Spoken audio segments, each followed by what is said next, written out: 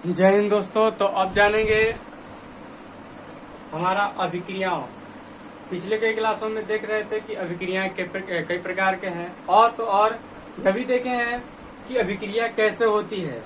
उन वीडियो का लिंक आपको डिस्क्रिप्शन में मिल जाएगा, आप देख सकते हैं। अब जानेंगे कि हमारा संयोजन अभिक्रिया किसे कहते हैं, क्या है संयोजन अभिक्रिया। तो संयोजन यानी कि आपको केवल नाम से पता चल रहा है कि इसमें संयोग योग हो रहा है। क्या हो रहा है? योग। कहीं ना कहीं जहाँ योग होता है तो इकट्ठा एक चीज बनता है। जैसे मान के चलो कि अगर कई सारे लोग अगर मिल जाएं तो एक भीड़ बन जाती है। एक क्या बन जाती है? भीड़। तो उसी तरह इसमें भी एक कई प्रकार के मिलके, कई सारे चीजें मिलके एक बनेंगी।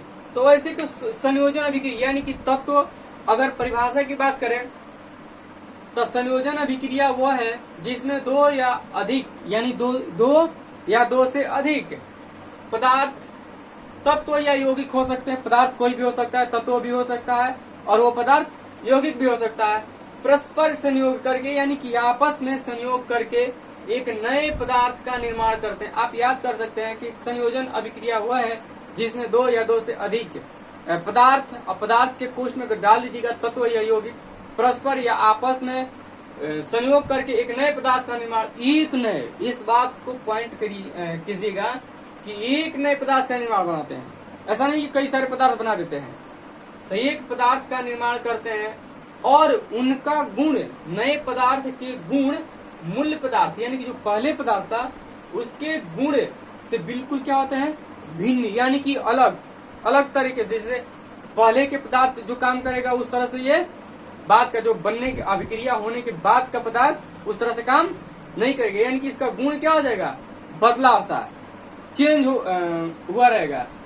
तो कुछ अभिक्रियाओं को जैसे हम यहाँ पे लिखते हैं CaO प्लस H2O।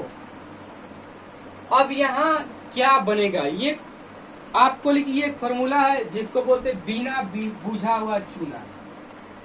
बिना बुझा हुआ चूना।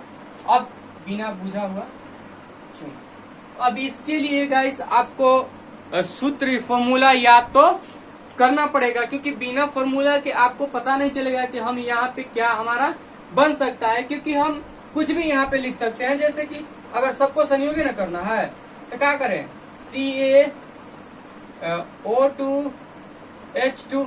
मान के चलो कि अगर तुम संयोजकता का भी इस्तेमाल कर रहे हो तो ऑक्सीजन का भी 2 और कैल्शियम का भी 2, ऑक्सीजन का भी 2, तो ये खत्म। तो जो ये, लेकिन परमाणु संख्या में जितना है वो तो दिखाइएगा ना। तो यहाँ 2 लगा दो और यहाँ H2 हो गया। ये कोई आपका अभिक्रिया है? ये कोई फॉर्मूला है? इसका मतलब कुछ होता है? इसका मतलब कुछ नहीं होता है। तब आप यहाँ पे क्या करिएगा? तो इसके लिए एक उपाय है कि आपको फॉर्मूला याद होना चाहिए। जैसे कि अगर आप मान के चलिए कि आपको चाय बनाना है। क्या बनाना है? चाय। आपको पता नहीं है कि चाय कैसे बनता है। पहली बार आपको मिला, चाय भी मिला, चाय पत्ती भी मिला, और चीनी भी मिला, और जो भी सामग्री लगती है वो मिला, लेकिन आपको चाय बनाना आता ही नहीं है। सामने वाला बोल के चला गया कि ये सब सामान है, चाय बना के हमको दीजिए। अब चाय तो बनाने आता नहीं, तो आप क्या कीजिएगा? अपने मन से जो बुझाएगा उसको जिस तरह से फेंट दीजिएगा। तो फेंटने से क्या वो चाय बन जाएगा? नहीं बनेगा। तो उस तरह से इसको फेंटने से क्या हमारा संयोजन अभिक्रिया हो जाएगा? नहीं होगा। हमें अब सुनो कि हमें अगर चाय बनाने आता है तो क्या क्या वहां मौजूद है, तो हम उस पदार्थ से ही क्या करेंगे? चाय को बना लेंगे। कुछ पदार्थ बच भी सकता है, कुछ पदार्थ घट भी सकता है, तो उसको हम बैलेंसिंग कर लेंगे। जैसे संतुलन समझाए थे ना, तो उस तरह से संतुलित कर लेंगे, वो अलग बात है। लेकिन हमें चाय कैसे बनता है ये तो आना चाहिए, तब तो देखेंगे ना कि क्या क्या दिया है तो हमारा चाय बनके रेडी हो सकता है। या ये सामान है तो हम चाय बना के पी सकते हैं। मान के चलो किचन में चले गए, किचन में बहुत सारा सामान है, अब तुमको चाय बनाना आता है तो तुम उसमें से ढूंढ लोगे कि नहीं ढूंढ लोगे, और ढूंढ के वो चाय बना दोगे। सामान तो बहुत है, लेकिन उसमें से तुम ढूंढ के क्या बना लिए, चाय बना के पी लिए। तो उस तरह से जो ये हमारा अभिक्रिया होता है, संयोजन अभिक्रिया, मान के चलिए यहाँ पे कुछ दिया है पदार्थ, कुछ यहाँ पे पदार्थ दिया है, अब हमको इसके बीच कराना है अभिक्रिया। तो हमें क्या चाहिए, तो हमको एक फॉर्मूला है कैल्शियम हाइड्रोक्साइड। तो कैल्शियम हाइड्रोक्साइड के लिए हम जानते हैं कि अगर कैल्शियम ऑक्साइड और जल वगैरह हो तो हम उससे क्या बना लेंगे, कैल्शियम हाइड्रोक्साइड। यानी कि जो बिना बुझा हुआ चूना है और अगर जल हो तो उसको मिला के बुझा हुआ चूना हम बना सकते हैं। तो ऐसे तो नहीं लिखते हैं, फॉर्मूला के हिसाब से लिखते हैं। तो अब आप अभिक्रिया कैसे करिएगा, Ca और OH का होल ट्वाइस, क्योंकि आपको पता है कि बुझा हुआ चूना के क्या है, बुझा हुआ चूना का ये क्या है, फॉर्मूला है। अब बुझा हुआ चूना आपको बनाने आता है, बस आपको सामग्री चाहिए, और सामग्री हमको इधर मिल रहा है, तो इसको संयोग किए और ये हमारा बिना बुझा हुआ चूना तैयार हो गया।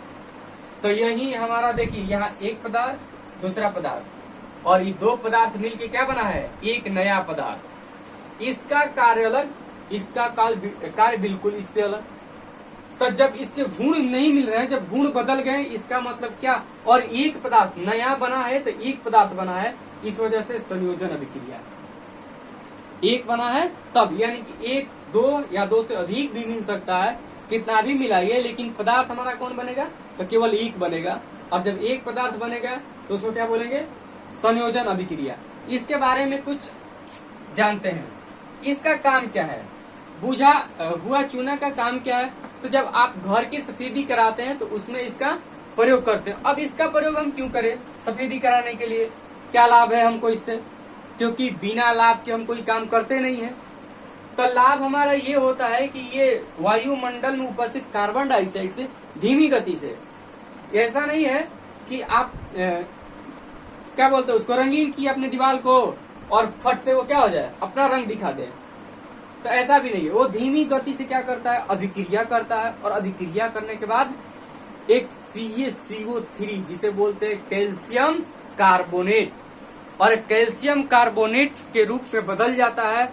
और आपको अच्छे से पता होगा कि कैल्शियम कार्बोनेट का जो ये फॉर्मूला है किसका है, तो संगमरमर का। अगर नहीं भी पता है तो जान लीजिए कि संगमरमर का फॉर्मूला क्या होता है, तो कैल्शियम कार्बोनेट यानी कि CaCO3। तो आप बताइए कि जो बुझा हुआ चूना है कार्बन डाइऑक्साइड से अभिक्रिया करके ये संगमरमर की कहीं ना रूप ले रहा है। तो इसी वजह है कि एक दो दिन बाद उसमें एकदम चमक सा आ जाता है, क्योंकि आपको पता है कि संगमरमर कितना चमकता है। तो इस तरह से वो सफेदी किए हुए दीवार भी संगमरमर की तरह चमकने लगता है। चलिए उसको यहाँ पे देखते हैं क्या होता है और कैसे होता है। तो ये हमारा CaOH को होल ट्वाइस है, और प्लस में जुड़ गया कौन, CO2। अब बताइए कि जब आपके पास, हमको पता है कि CaCO3 यानी कैल्शियम कार्बोनेट अगर कैसे बनता है, या किन चीजों से अगर कोई क्या क्या रहेगा तो हमारा कैल्शियम कार्बोनेट तैयार हो सकता है। तो अगर इसकी जानकारी आपको है, अगर कैल्शियम कार्बोनेट का फॉर्मूला अच्छे से याद है और उसमें क्या क्या है, तो आप बना लीजिएगा। क्योंकि यहाँ कैल्शियम था और यहाँ OH का होल ट्वाइस, बुझा हुआ चूना आपको पता है। तो अगर हमें कैल्शियम मिल जाए और कहीं ना कहीं OH मिल जाए तो हम इसको तैयार कर लेंगे कि नहीं। तो जब यहाँ पे देख रहे हैं कि कैल्शियम है और यहाँ क्या है, OH भी है, H2 है, लेकिन आप इसको OH देखिए ना, तो O भी है, H भी है। तो अब बताओ कि हमारा ये तैयार होगा कि नहीं होगा, बिल्कुल होगा। तो इस तरह से CaCO3 में देखेंगे तो जैसे देखें कि यहाँ पे क्या है, कैल्शियम भी है और यहाँ C भी है, O भी है। हमें तीन को तो चाहिए, कैल्शियम, कार्बन और ऑक्सीजन, और इसी से हम क्या कर लेंगे, उसको तैयार कर लेंगे। तो हम जानते हैं कि ये जब तीनों पदार्थ है तो हमारा चाय बन के रेडी हो गया। तो क्यों ना हम बैठा दें, चलिए। तो CaCO3 संतुलन है कि नहीं ये बाद में देख लेंगे। तो ये हमारा बन के तैयार हो गया। अब देखते हैं Ca और CO3। अब लगता है कि H बच रहा है, H बच रहा है ना। तो जब आपके किचन में कुछ बच जाता है तो आपको बड़ा मन करता है कि थोड़ा और बना ले क्या। जैसे मान के चलो तुम कुछ बना रहे हो मीठा चीज, और उसमें जब लास्ट में थोड़ा सा बच जाता है तो मन करता है क्या कि थोड़ा नमकीन बना ले। तो जब नमकीन बनाने का मन करता है तो अब सुनो, वही नमकीन बनाने का काम कीजिए। फिर अब यहाँ पे हमारा हाइड्रोजन बचा है, हाइड्रोजन भी बचा है, और यहाँ पे देखिए ऑक्सीजन, यहाँ से अगर इसमें गुणा कीजिएगा तो 2 ऑक्सीजन है, और यहाँ पे 4 ऑक्सीजन, 3 ऑक्सीजन इस्तेमाल हो गया है, 1 ऑक्सीजन भी बचा है। तो मतलब बचा है, चलिए ठीक है, लेकिन हाइड्रोजन तो एक्स्ट्रा है क्योंकि इसको हम बैलेंस कर सकते हैं। लेकिन अब हाइड्रोजन कैसे बैलेंस करिएगा, क्योंकि इधर हाइड्रोजन तो है नहीं। तो अब इसका क्या करेंगे कि H2O लिख देंगे। क्या लिख दिए? H2O। अब देखेंगे कि बैलेंस है या नहीं है।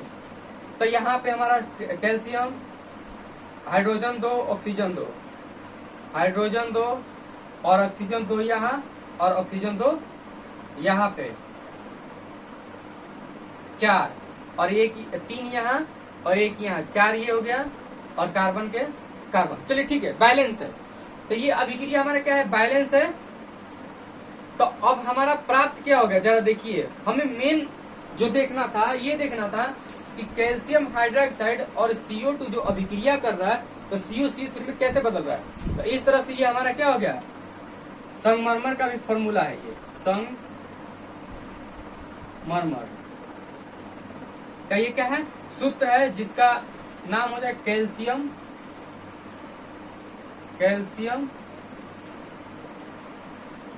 Carbonate, calcium carbonate. और इस तरह से ये हमारा क्या, इसका प्रयोग हो जाता है। इसीलिए वजह से हम क्या करते हैं, इसको सफेदी कराने के लिए इसको प्रयोग करते हैं। आप इतना उतारिए।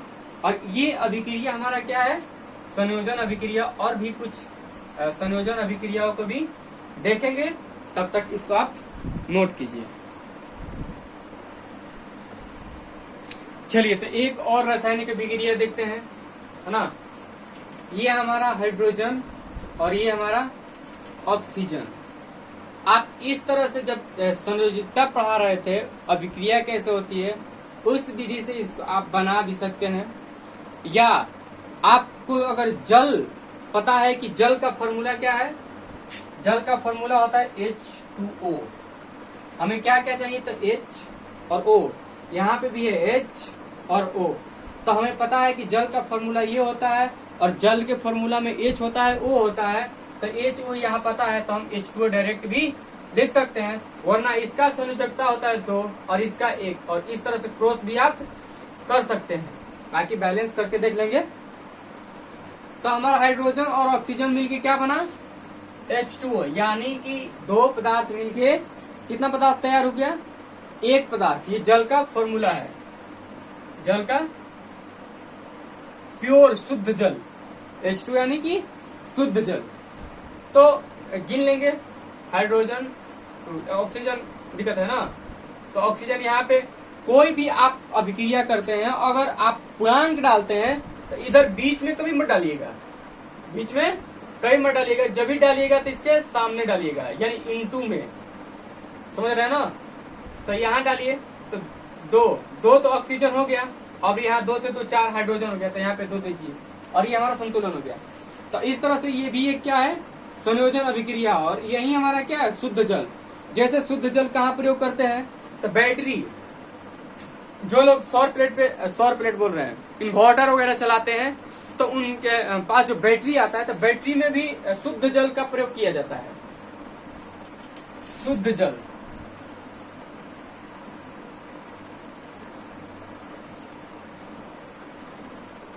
शुद्ध जल, शुद्ध जल का ही फॉर्मूला क्या होता है, H2O। एक शुद्ध जल और दूसरा होता है भारी जल। भारी जल का अगर फॉर्मूला लीजिएगा, भारी जल तो होता है D2O। याद रखिएगा इसको, भारी जल का फॉर्मूला क्या होता है, D2O, और शुद्ध जल का फॉर्मूला क्या होता है, H2O। और इसका प्रयोग होता है हमारे बैटरी में। शुद्ध जल की जो गुण क्या है शुद्ध जल की, तो शुद्ध जल में आपको करंट फ्लो नहीं करता है, करंट फ्लो नहीं करता है, क्योंकि शुद्ध जल है। शुद्ध जल में आप आसपास क्या होती है, करंट नहीं जाएगा। जैसे कि आप प्रयोग कर सकते हैं कि शुद्ध जल ले लीजिएगा उसमें एक तरफ करंट डाल दीजिएगा और दूसरी तरफ ऐसे बल्ब जलाने या उंगली मत डालिएगा ना, उंगली मत डालिएगा, बल्ब जलाने का प्रयास कीजिएगा, बल्ब नहीं जलेगा। लेकिन अगर उस शुद्ध जल में आप नमक मिलाते हैं, जितना नमक की मात्रा मिलाइएगा करंट फ्लो होना स्टार्ट हो जाएगा, क्योंकि उसमें लवणता आ जाएगी, और जिससे लवणता आ जाएगी तो वो करंट फ्लो करना स्टार्ट कर देगा। तो शुद्ध जल में यही खास बात है कि ये इसमें करंट फ्लो नहीं करता है और हमें लाइन नहीं मार सकता। और इसका प्रयोग क्या होता है, तो इन्वर्टर की बैटरी में। और ये भारी जल का फॉर्मूला है D2O, अशुद्ध जल का फॉर्मूला है H2O। और ये हमारा इस तरह से ये एक संयोजन अभिक्रिया है। कल की क्लास में देखेंगे उष्मा क्षेपीय अभिक्रिया और शोषण, हमारा जो पाचन है वो भी एक उष्मा क्षेपीय अभिक्रिया है, और किस तरह से उष्मा क्षेपीय अभिक्रिया होता है और क्या होता है, और वियोजन भी अभिक्रिया देख लेंगे। ऐसे कर करके सभी अभिक्रियाओं को देखा जाएगा। और उसके बाद जैसे ही ये खत्म होगा तो 2-3 टॉपिक और है, और उसके बाद आपको सारे क्वेश्चन इसमें के चैप्टर का लिखा दिया जाएगा और ऑब्जेक्टिव भी करा दिया जाएगा, जो कि बेहद इंपॉर्टेंट है आपके लिए, है ना। और आपके लिए क्योंकि आप तुरंत यानी कि 4 महीना 5 महीने के बाद एग्जाम देने वाले हैं, तो इस वजह से आपके लिए और क्या हो जाता है, इम्पोर्टेंस हो जाता है। तो आप लोग कुछ करिएगा या नहीं कीजिएगा, कहीं भी अगर पढ़ भी रहे होंगे तो अच्छी बात है ना, लेकिन जो यहाँ से क्वेश्चन आंसर कराएंगे उसको आप जरूर नोट कीजिएगा और जरूर याद करने का प्रयास कीजिएगा, और याद भी कीजिएगा, और याद करके देखिएगा आप पेपर में कि फेस टू फेस क्वेश्चन वहां से लड़ने वाला है। ठीक है, तो आगे की वीडियो में कल देखेंगे कि उष्मा क्षेपीय अभिक्रिया क्या है, वियोजन अभिक्रिया क्या है, ये सब देखेंगे। जय हिंद।